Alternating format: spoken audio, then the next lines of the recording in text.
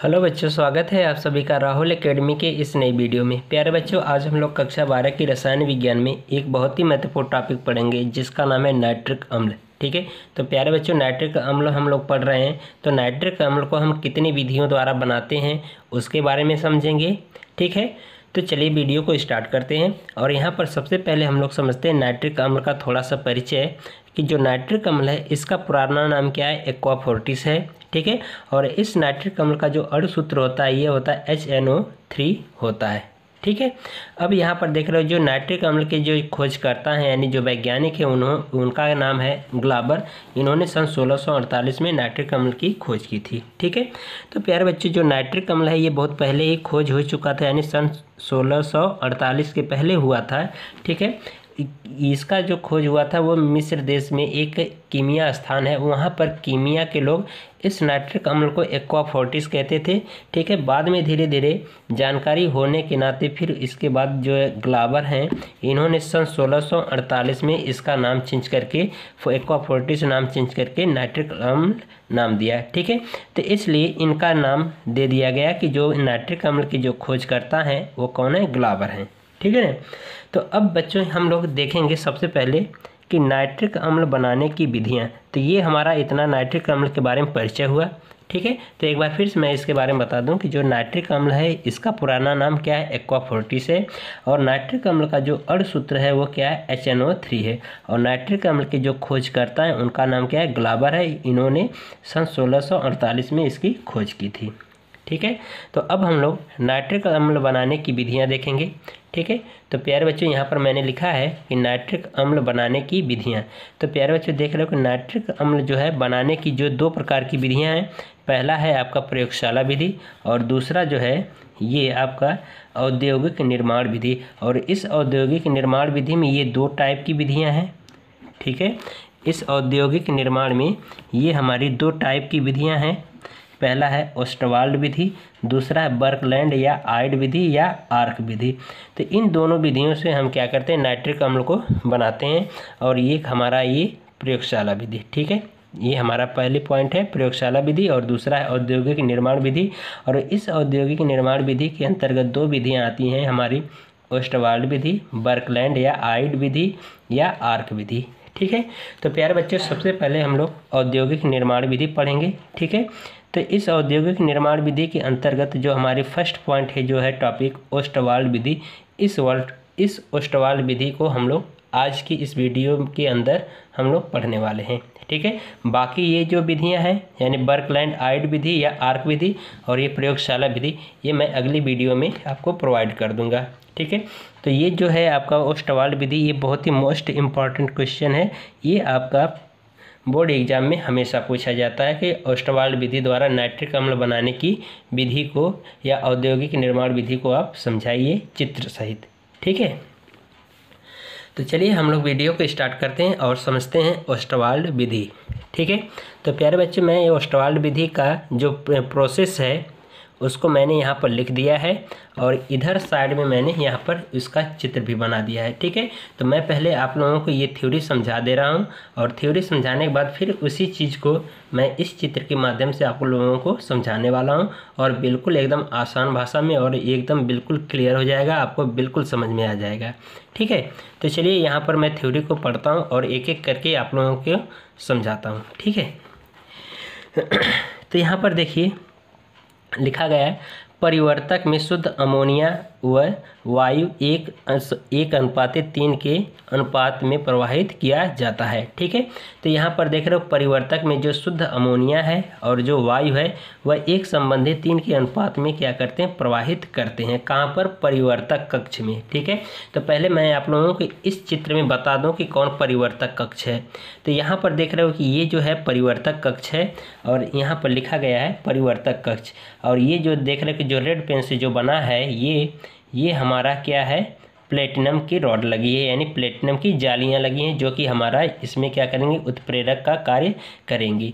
फिर इसके बाद ये हमारा क्या है, आक्सीकारक कक्ष है। ठीक है, फिर इसके बाद ये दूसरा जो देख रहे हो, ये जो दूसरा है हमारा इधर, ये हमारा क्या है, अवशोषक स्तंभ है। इसी में क्या होता है, अमोनिया हमें अमोनिया नहीं, नाइट्रिक अम्ल ही हमें क्या होता है फाइनली इसी में प्राप्त होता है। ठीक है, तो इसमें कहा गया है कि सबसे पहले हम क्या करते हैं, जो शुद्ध अमोनिया है और जो वायु है उसका एक संबंधित 3 के अनुपात में हम क्या करते हैं, परिवर्तक कक्ष में प्रवाहित करते हैं। ठीक है, तो ये हमारा परिवर्तक कक्ष है और इस परिवर्तक कक्ष में देख रहे हो कि अमोनिया और ये O2 यानी कि अमोनिया NH3 प्लस O2 इन दोनों को मिला करके एक संबंधित 3 के अनुपात में मिला करके हम क्या करते हैं, इस परिवर्तक कक्ष में प्रवाहित करते हैं। ठीक है, तो आगे देखिए, फिर इसके बाद कहा जा रहा है कि जहाँ प्लेटिनम उत्प्रेरक का कार्य करता है। ठीक है, और ये देख रहे हो कि ये जो जालियाँ जो लगी है, ये प्लेटिनम की जो रॉड लगी है, ये हमारा क्या करती है, उत्प्रेरक का कार्य करती है।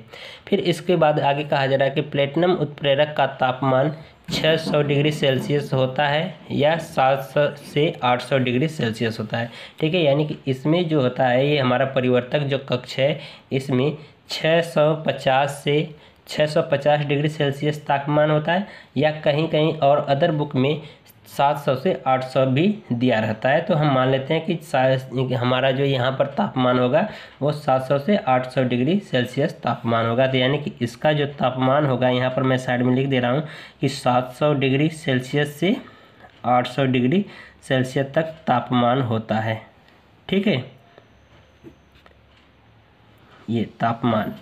ठीक है, फिर आगे देखिए, यहाँ पर लिखा जा रहा है कि इस परिवर्तक कक्ष में अमोनिया ऑक्सीकृत होकर के नाइट्रिक ऑक्साइड बनाती है। ठीक है, यानी कि यहाँ पर जो है अमोनिया जो ऑक्सीकृत हो जाती है और ऑक्सीकृत होने के बाद यह क्या बनाती है, नाइट्रिक ऑक्साइड यानी NO बनाती है।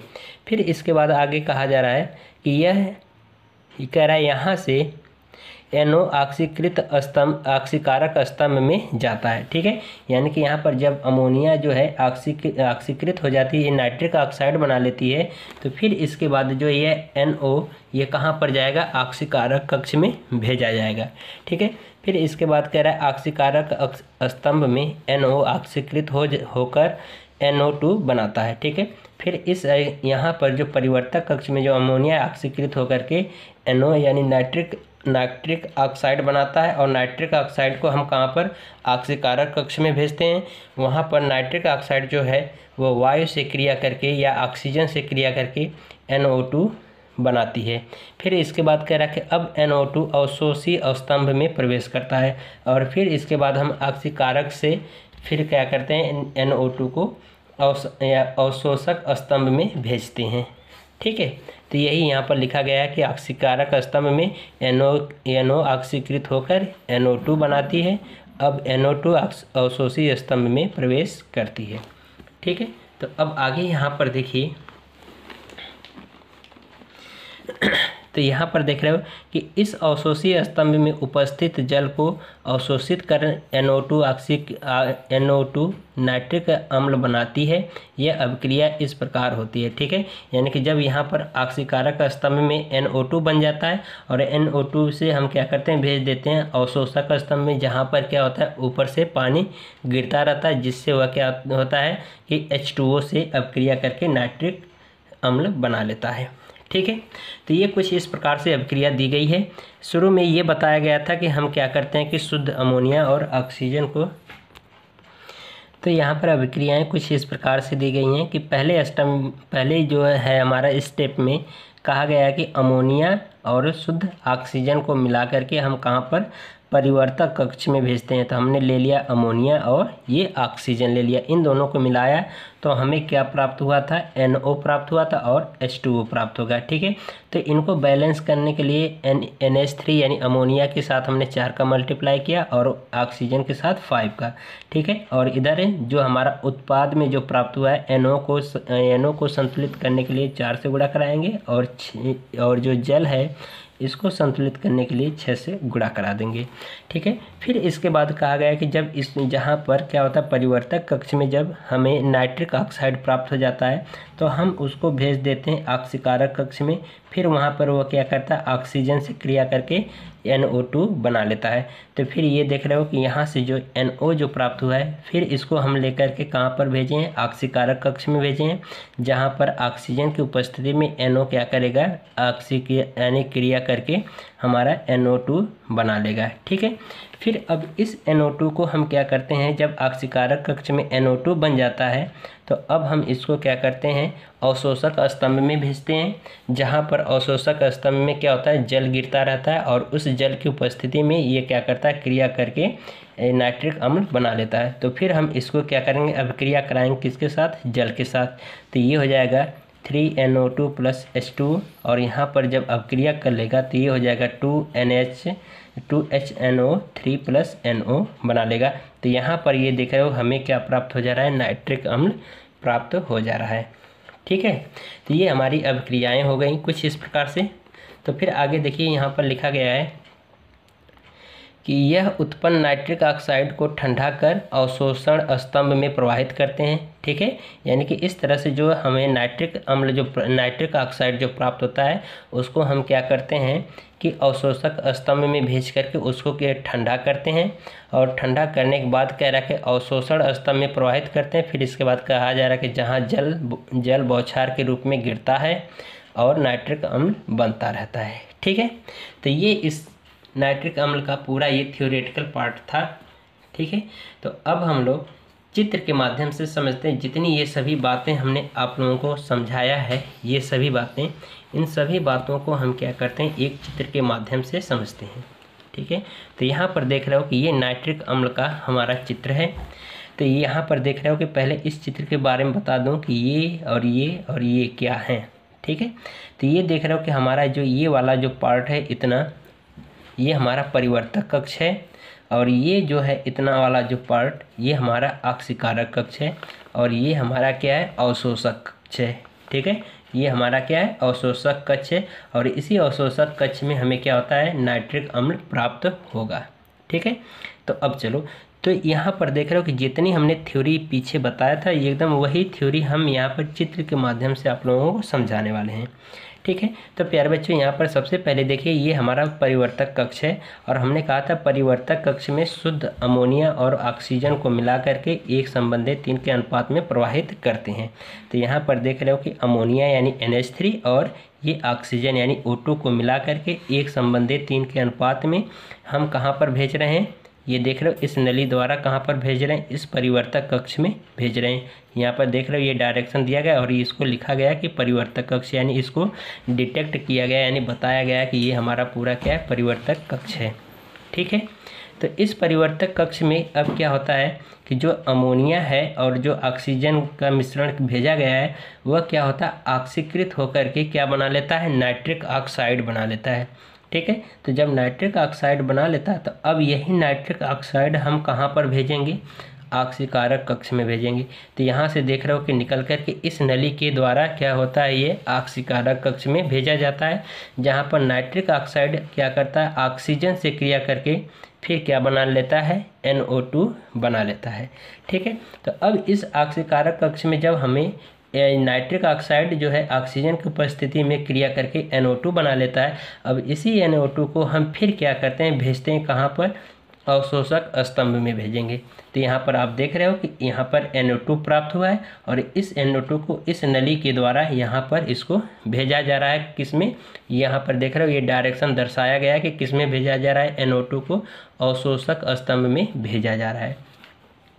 तो हम यहाँ पर क्या करते हैं, नाइट्रिक ऑक्साइड को यानी कि NO2 को हम इस अवशोषक स्तंभ में भेजेंगे, और यहाँ से देख रहे हो कि ऊपर से जो जल है ये क्या है, फव्वारे के रूप में या यहाँ पे बौछार के रूप में इस पे गिराया जा रहा है। ठीक है, तो गिराने के बाद यहाँ पर क्या करेगा, जो NO2 है ये H2O के साथ यानी इस जल के साथ ये NO2 और ये H2O, ठीक है, ये H2O के साथ क्या करेगा, अभिक्रिया करके हमें क्या प्राप्त हो जाता है, HNO3 प्राप्त हो जाता है।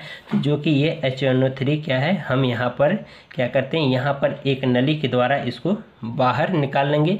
अब बाकी जो व्यर्थ गैसें हैं इस नली के द्वारा हम कहाँ पर बाहर निकाल देते हैं। ठीक है, तो इस तरह से हमारा क्या प्राप्त हो जाता है, नाइट्रिक अम्ल प्राप्त होता है। तो प्यारे बच्चों एक चीज़ और मैं बता दूं कि यहाँ पर मैंने रेड पेन और ग्रीन पेन का उपयोग किया है चित्र बनाने के लिए। तो आप एग्ज़ाम में बिल्कुल ऐसा मत करिएगा, केवल आपको ब्लैक और ब्लू पेन ही उपयोग करना है, ठीक है। लेकिन यहाँ पे मैं थोड़ा सा चित्र को स्पष्ट और थोड़ा सा अच्छा दिखने के लिए ऐसी पेन का उपयोग किया है। तो लेकिन आप ये लोग ये गलतियाँ न करना, ठीक है। आपको केवल ब्लू और ब्लैक पेन ही उपयोग करना है। और एक ध्यान रखना कि जो भी प्रयोगशाला विधि हो, चाहे औद्योगिक निर्माण विधि हो, उसका अगर आप चित्र बना रहे हो तो उस चित्र का नाम अवश्य ज़रूर लिखिएगा। और बाकी ये जितने भी स्तंभ हैं ये बिल्कुल ये एक दूसरे के बराबर में होने चाहिए। ये नहीं कि कुछ ऊपर लिख दिए बन गया तो कुछ यहाँ पर मर गया, नहीं। इस तरह से नंबर आपके कट जाएंगे चित्र के लिए, ठीक है। तो आप ये सभी बातों का ध्यान रखिएगा। जो भी चित्र हम बनाएं उनके नाम अवश्य डिटेक्ट करें, लिखें। और बाकी जो चित्र हैं उनके स्तंभ हैं या उनके और अन्य पार्ट हैं उनको एक सीधी लाइन में ही रखें, ठीक है। तो ये आप लोग अगर कमियां दूर कर लेंगे तो आपको थ्योरी में पूरा का पूरा नंबर मिलेगा। तो प्यारे बच्चों आशा करता हूँ कि आप लोगों को ये वीडियो हमारी बहुत ही अच्छे तरीके से और सरल ढंग से हमने समझाया और आपको बहुत अच्छे तरीके से समझ में आया भी होगा, ठीक है। तो प्यारे बच्चों अगर आपको ये हमारी वीडियो अगर आपको पसंद आई हो या आपको ज़रा सा भी समझ में आया होगा नाइट्रिक अम्ल बनाने की जो ओस्टवाल्ड विधि है, तो प्यारे बच्चों आप लोग इस चैनल को ज़रूर से ज़रूर सब्सक्राइब करिए, सपोर्ट करिए और अपने दोस्तों में शेयर करिए, ठीक है। तब तक के लिए बाय, और हम मिलते हैं अगली वीडियो के साथ, ठीक है। धन्यवाद।